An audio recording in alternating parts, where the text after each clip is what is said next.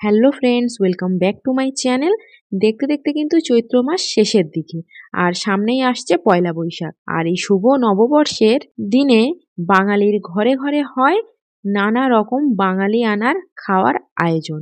আজকে নববর্ষ স্পেশাল আপনাদের সঙ্গে শেয়ার করব এঁচোড় চিংড়ির রেসিপি, যেটা ছাড়া কিন্তু নববর্ষের লাঞ্চ কমপ্লিটই হবে না, যেহেতু এঁচোড়কে আমরা বাঙালিরা বলি গাছপাঠা।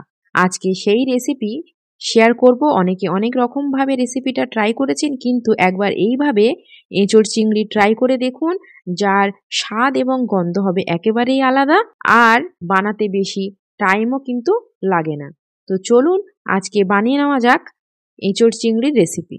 প্রথমেই কড়াইয়ের মধ্যে তেল নিয়ে নেব, কারণ আগেই আলু এবং এঁচোড়টা ভেজে নেব।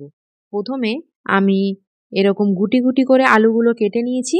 এবার আলুগুলো একদম লাল লাল করে ভেজে নেব। মিডিয়াম টু লো হিটে দিয়েই আলুগুলো ভেজে তুলে নেব। এরপর দেব এঁচোড়। আমি আগে থেকেই কিন্তু এঁচোড়গুলো এরকম আলুর মতো গুটি গুটি করে কেটে হলুদ জলে একবার বয়েল করে জলটা ফেলে দিয়ে জল ঝরিয়ে রেখেছিলাম। ঠিক এরকম অবস্থায় আমি তেলের মধ্যে দিয়ে এঁচোড়গুলো আলুর মতোই লাল লাল করে ভেজে নেব। এই আলু আর এঁচোড় ভাজার জন্য কিন্তু এঁচোড়ের টেস্ট আরও দ্বিগুণ হয়ে যায়। আর অবশ্যই কিন্তু এঁচোড়ের আঠা যে থাকে সেটা কিন্তু নষ্ট করে এই হলুদ গোলা জলে একবার যদি বয়েল করে ফেলে দেওয়া যায়, তাহলে কিন্তু এঁচোড়টা আর কালোও হবে না, এঁচোড়ের কালারটা ঠিক এরকম থাকবে। এঁচোড়ও ভাজা হয়ে গেল। এবার ওই তেলের মধ্যে 2 চামচ ঘি দিয়ে দিলাম, তারপরে দিয়ে দিলাম শুকনো লঙ্কা, তেজপাতা আর গোটা জিরে ফোড়নে। এবার শুকনো লঙ্কা, জিরে, তেজপাতার সুন্দর গন্ধ ছাড়লেই দিয়ে দেব চপ করে কেটে রাখা পেঁয়াজ। এখানে বড় সাইজের একটা পেঁয়াজ কুচি আমি এখানে দিয়েছি। পেঁয়াজটাকে একটু নাড়িয়ে চাড়িয়ে হালকা পিঙ্ক পিঙ্ক যখনই হয়ে আসবে, তখনই দিয়ে দেব একটু লবণ আর চিনি, যাতে আরও কালারটা সুন্দর আসে। আরও একটু নাড়িয়ে চাড়িয়ে নিলাম। এটা পুরোটাই কিন্তু মিডিয়াম টু লো হিটেই হবে। এরপর দিয়ে দেব ধুয়ে বেছে রাখা চিংড়ি মাছ, একটু লবণ দিলাম আর দিলাম পরিমাণ মতো আদা রসুন বাটা। লবণটা ওই চিংড়ি মাছের পরিমাণ হিসাবেই দিলাম। দিয়ে ভালো করে পেঁয়াজ, আদা, রসুন, চিংড়ি মাছটা ভেজে নিতে হবে। তারপরে ভালো করে ভাজা হয়ে গেলেই দিয়ে দেব ভেজে রাখা এঁচোড় এবং আলু। এবার এঁচোড় আর আলুর স্বাদ মতো লবণ দিলাম আর দিলাম কাঁচা লঙ্কা। এটা আপনারা আপনাদের টেস্ট মতোই দেবেন। দেওয়ার পরে ভালো করে একটু ভেজে নিয়ে একটু জল দিয়ে দিয়ে দেব গুঁড়ো মশলা।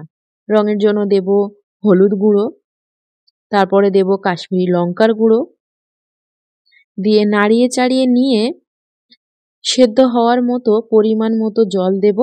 দিয়ে লো ফ্লেমে 15 মিনিট ঢাকা দিয়ে রেখে দেব, কারণ এঁচোড়টা সেদ্ধ হতে একটু টাইম লাগে। 15 মিনিট পর ফিরে এসে একটু ভালো করে নাড়িয়ে চাড়িয়ে দেখে নেব এঁচোড়টা সেদ্ধ হয়েছে কিনা। এঁচোড় একদম সেদ্ধ হয়ে গেছে, আর আলুটাও সেদ্ধ হয়ে যাওয়ারই কথা। তারপরে আবারও একটা মাঝারি সাইজের পেঁয়াজ কুচি আর একটা বড় সাইজের টমেটো কুচি দিলাম। দেওয়ার পরে আবারও ভালো করে কষিয়ে নেব যতক্ষণ না পর্যন্ত তেল ছেড়ে আসছে। এই টমেটো আর পেঁয়াজ রান্নার মাঝখানে দিলে কিন্তু গ্রেভিটা খুব সুন্দর আসে। দিয়ে দিলাম গরম মশলা বাটা, যেটা আমি কাঁচাই বেটে নিয়েছি। নিয়ে আবারও ভালো করে একটু কষিয়ে নিলাম, যাতে এঁচোড়ের মধ্যে সুন্দরভাবে গরম মশলার গন্ধটা অ্যাবজর্ব করে। আপনারা চেষ্টা করবেন এই গরম মশলাটা শিলে কাঁচা বেটে দেওয়ার জন্য, চাইলে মিক্সিতেও করতে পারেন। তারপরে দিয়ে দিলাম আমন্ড এবং কাজু বাটা। বললাম যে আজকের এঁচোড় চিংড়ির স্বাদ এবং গন্ধ হবে একেবারেই আলাদা। এটাই হচ্ছে মেন উপকরণ। এই আমন্ড এবং কাজু বাটা দেওয়ার জন্য এঁচোড়ের স্বাদ এবং গন্ধ পুরোপুরি চেঞ্জ হয়ে যাবে। ভালো করে আবারও কাজু আর আমন্ড বাটা দিয়ে ভালো করে কষিয়ে নিলাম। নেওয়ার পরে তেল ছেড়ে আসলেই বাটি ধোয়ার জল দিলাম এবং পরিমাণ মতো জল দেব। দিয়ে আবারও ভালো করে 10 মিনিট হাই ফ্লেমে ফুটিয়ে নেব। নেওয়ার পরে যখনই ওপরে তেল ছেড়ে এসে একদম এঁচোড়টা মাখা মাখা হয়ে আসবে, সেই সময় গ্যাসটা অফ করে দেব। অফ করে দিলেই দেখুন চারিদিক থেকে একদম তেল বেরিয়ে এসছে আর একদম গ্রেভিটা ঘন হয়ে এসছে। গরম ভাতের সাথে এরকম এঁচোড় চিংড়ি হলে হয়তো বাঙালিদের আর কিছুই লাগে না। নববর্ষের দিন আপনারা কিন্তু এটা ট্রাই করতে পারেন। আর অবশ্যই কিন্তু জানাতে ভুলবেন না কেমন হয়েছিল এঁচোড় চিংড়িটা। আর আজকে যদি ভিডিওটি শেষ পর্যন্ত আপনার ভালো লেগে থাকে, প্লিজ ছেড়ে যাওয়ার আগে লাইক এবং শেয়ার করতে ভুলে যাবেন না। সবাই ভালো থাকবেন, সুস্থ থাকবেন। দেখা হচ্ছে আবার একটা নতুন রেসিপির সাথে। আজকে তবে আসি। টাটা!